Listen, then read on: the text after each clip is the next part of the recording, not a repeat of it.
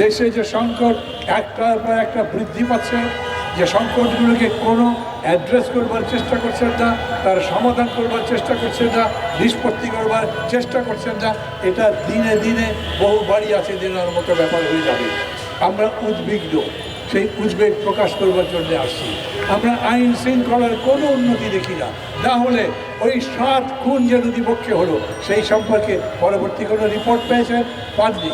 যেরকম করে মা বোনের উপরে, দেশের মানুষের উপরে নির্যাতন চলছে, মামলাবাজি চলছে, চাঁদাবাজি চলছে, কোনো কিছু বন্ধ করতে পারেননি। কেন? আপনারা কোন জায়গায় দুর্বল?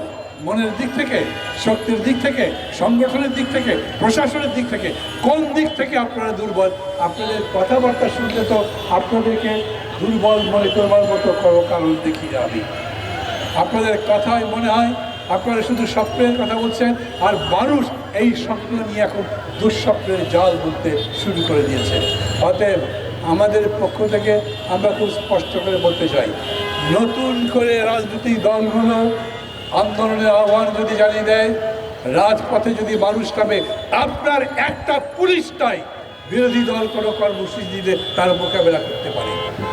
আপনার পুলিশ বাহিনী এখন পর্যন্ত সক্রিয় নয়, আপনার প্রশাসন এখন পর্যন্ত আপনার কথা মতো চলে না, পুরা রাষ্ট্রযন্ত্রের উপরে আপনার কোনো নিয়ন্ত্রণই প্রতিষ্ঠা হয়নি। এই রকম একটা দুর্বল সরকার কিন্তু আমরা আগে দেখিনি।